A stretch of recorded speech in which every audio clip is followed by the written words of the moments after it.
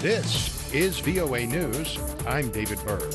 The executive director of the World Health Organization Emergencies Program said Thursday that China had reported 1,820 laboratory-confirmed cases of the new coronavirus in the past 24 hours. Speaking in Geneva, Dr. Michael Ryan said that most of the cases relate to a period going back over days and weeks, and retrospectively reported cases sometimes going back to the beginning of the outbreak. We need to be very careful when interpreting any extremes, be it in incubation periods, be it in daily numbers. We must take all numbers into account. We must look at all numbers seriously, but we also must try and interpret what those numbers mean and not react directly to the number itself. Ryan says countries still have an opportunity to prepare for the potential spread of the virus. He said getting clinical trials of drugs and vaccines underway as quickly as possible is of great urgency. He also confirmed 2 deaths outside of China, one in the Philippines and one in Japan.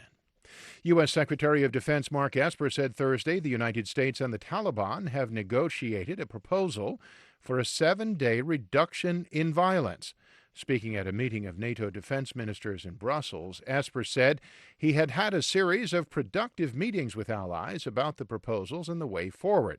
He warned, however, the agreement could change if conditions change. It is our view that 7 days for now is sufficient, but in all things, our approach to this process will be conditions-based. On Wednesday, the Taliban had issued an ultimatum to Washington after weeks of talks with a U.S. envoy demanding a reply to their offer of a 7-day reduction of violence, or saying they would walk away from the negotiating table.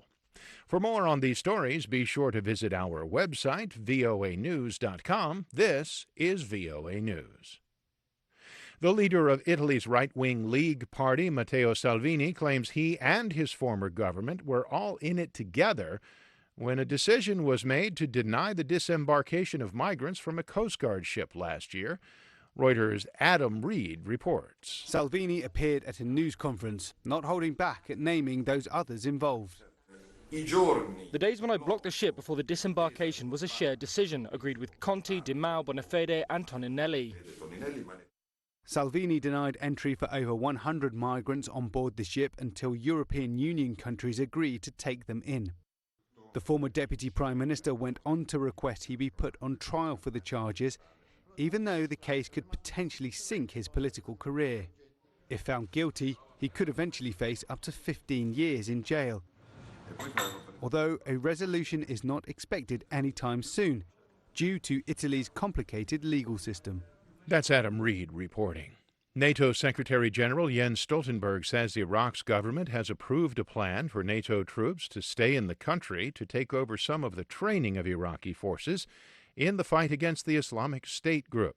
Stoltenberg made the announcement in Brussels Thursday. It comes weeks after Iraq demanded that foreign forces leave after the United States killed one of Iran's top generals at Baghdad airport. The move was largely in response to the Trump administration's demands that more European forces become involved in training Iraqis so U.S. troops in Iraq can leave. The U.S. Senate has backed legislation to limit President Donald Trump's ability to wage war against Iran. The resolution rebukes the president after a strike against an Iranian military commander and Tehran's retaliation last month raised fears of a broader regional conflict. 8 Republicans joined with Democrats to pass the resolution, 55 to 45. The measure, authored by Senator Tim Kaine of Virginia, says Trump must win approval from Congress before engaging in further military action against Iran.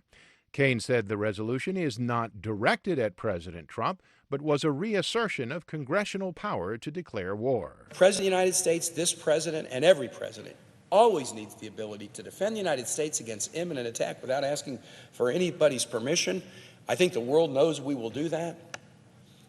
This body, though, is the body that needs to decide if we go on offense and engage in military action. And guess what? The world knows we'll do that, too. The Democratic-controlled House passed a separate, non-binding war powers resolution last month. The House could take up the Senate measure later this month, but President Trump has promised to veto it.